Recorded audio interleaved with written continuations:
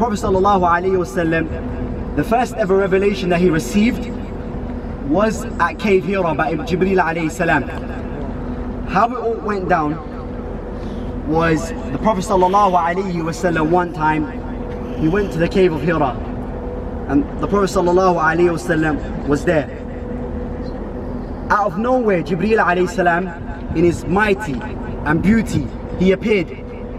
The Prophet ﷺ was very shocked. He didn't know what's happening. He didn't know what's going on.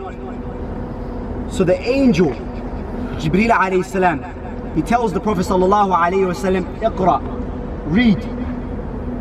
He said read to the Prophet ﷺ. Bearing in mind the Prophet can't read. He doesn't know how, he didn't know how to read or write. So the Prophet ﷺ, he responds and he says, Ma ana biqari. I'm one who can't read or write. I can't read, I can't recite. So Jibreel alayhi salam, he insisted, and he grabbed the Prophet ﷺ heavy, strong, until the Prophet ﷺ mentioned in the narration he couldn't handle it. He couldn't handle that grab by Jibreel alayhi salam. So he let the Prophet go. And this happened 3 times, and he told the Prophet ﷺ every time, Iqra. And the Prophet ﷺ responded, Ma ana biqari, I'm not one who can read or write. I can't read, I can't recite. So this happened 3 times, and the Prophet ﷺ was grabbed every single time. So the angel of Jibreel alayhi salam, recited the following ayah, Iqra bismi rabbika alladhi khalaq. And he recited the full surah, few verses of the surah of Surah Al-Alaq. And he recited that on the Prophet ﷺ, and he left. Now the Prophet ﷺ was in extreme shock. What just happened? What just took place? He made his way down. He went to the house of Khadijah bint Khuwaylid, the first ever woman to believe in Al-Islam, and to believe in the Prophet ﷺ. And just to give you an insight about Khadijah, where we as brothers and as sisters can take a big lesson from Khadijah bint Khuwaylid. So she was the daughter of who? Khuwaylid bint Asad. She was the daughter of Khuwaylid bint Asad. And her mother's name was Fatima bint Zaida. Fatima bint Zaida. The Prophet ﷺ had 6 children. 6 children from Khadijah bint Khuwaylid. From them was who? Does anyone know? Does anyone know? Qasim, Abdullah, and then the daughters, Fatima, Zainab, Ruqayya, Kulthum. Zubayr ibn Bakkar, rahimahullah ta'ala, he said about Khadijah radiyallahu anha, that before revelation, or when Islam was revealed, she was called one thing, and she was called At-Tahira. She was called the pure woman, never touched, never, as you know, the Jahiliyyah of Quraysh and the Kuffar of Quraysh, they were one who used to fornicate. They used to be involved in fornication. She wasn't part of that. Every man, every person of Quraysh, of the Arabs, they all wanted to marry Khadijah radiyallahu anha because of her virtue and the way she was. She was called At-Tahira. She was called the pure woman. And from that, as brothers and sisters, we take a powerful lesson.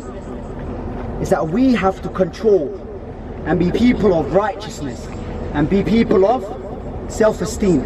And we have to have that in ourselves. The Prophet came to her and he said, Zammiluni, Zammiluni, Zammiluni, cover me, cover me, cover me.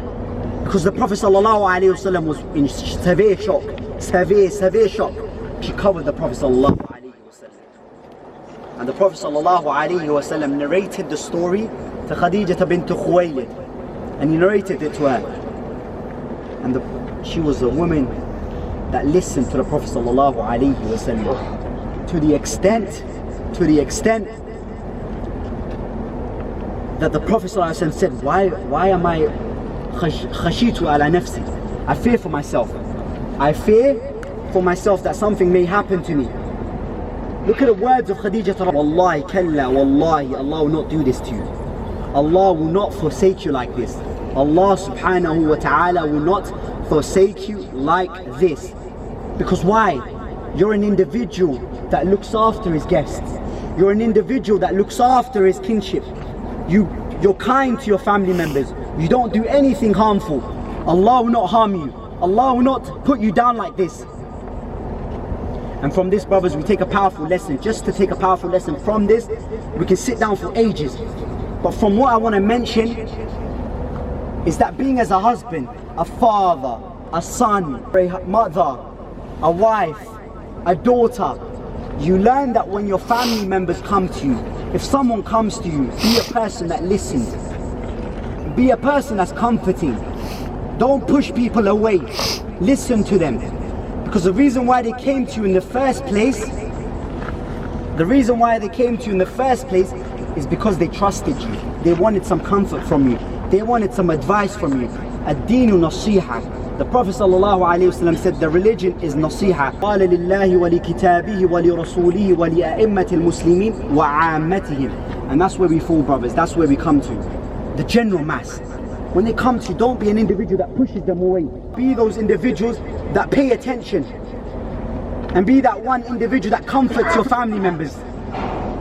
The reason why they came to you is that they want that stuff from you. But don't be, you hear a lot of stories. Children, brothers, sisters, they don't go and speak to one another. They're scared to talk to one another. They have to go to someone else, a stranger to speak and tell them about their matters. Many of the scholars, they say, the person is so nice outside.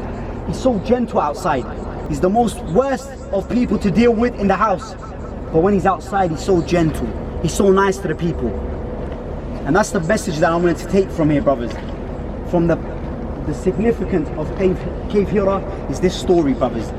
The way Khadijah bint Khuwaylid, she supported her husband. And this is, brothers, just not for the sisters. Don't think we're speaking to the sisters. We're speaking to ourselves as well. We can take a big lesson from this. And from that lesson is, brothers, don't push people away. Listen to them.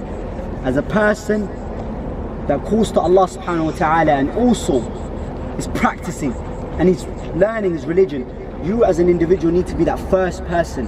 Because when people look at you, you're the ambassadors of Al-Islam.